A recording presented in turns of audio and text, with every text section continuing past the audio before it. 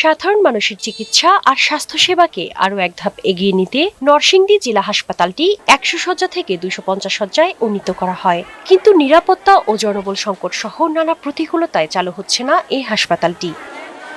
জেলা পর্যায়ে শ্রেষ্ঠ হাসপাতাল হয় প্রতিদিনই নরসিংদী ও আশেপাশের জেলা থেকে চিকিৎসা নিতে আসেন শত শত রোগী। ১০০ শয্যার এই হাসপাতালে ভর্তি হয়ে চিকিৎসা নিচ্ছে দ্বিগুণেরও বেশি। তাছাড়া জরুরি বিভাগ ও বহির্বিভাগে প্রতিদিন হাজারের বেশি রোগী চিকিৎসা নিতে আসেন। কিন্তু শয্যা সংকটের পাশাপাশি জনবলের অভাবে চিকিৎসকরা যেমনি হিমশিম খাচ্ছেন, তেমনি রোগীরা পাচ্ছেন না কাঙ্ক্ষিত সেবা। রোগীর যে চাপ অনুযায়ী ঠিকমতো ডাক্তার থাকতেছে না, আমরা ঠিকমতো চিকিৎসা পাইতেছি না। তবে নবনির্মিত ২৫০ শয্যার ভবনটি চালু করা গেলে শয্যা সংকটের পাশাপাশি উন্নত চিকিৎসা মিলবে বলে প্রত্যাশা সেবা প্রার্থীদের।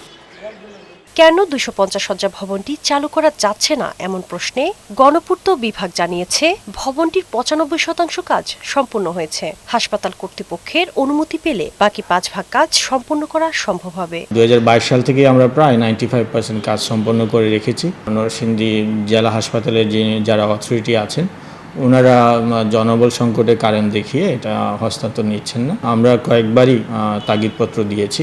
এদিকে হাসপাতাল কর্তৃপক্ষ বলছে, উন্নত সেবার প্রতিশ্রুতি থাকলেও চিকিৎসক, লোকবল, নিরাপত্তা কর্মী সহ আনুষঙ্গিক সংকটের কারণে ২৫০ শয্যা চালু সম্ভব হচ্ছে না। আমাদের জনবল লাগবে, সেই সাথে আমাদের নিরাপত্তার জন্য আনসারও দরকার এবং সেটি আমরা আমাদের ঊর্ধ্বতন কর্তৃপক্ষ বরাবর আবেদন করেছি। আমরা আশা করছি সেখান থেকে আমরা হয়তো বা ১-১.৫ মাসের মধ্যে আমরা সেটি পেয়ে যাব। দ্রুত সংকট নিরসন করে হাসপাতালটি চালু করে উন্নত চিকিৎসা সেবা নিশ্চিত করার দাবি নরসিংদীবাসীর। শারমিন লিমি, বৈশাখী সংবাদ।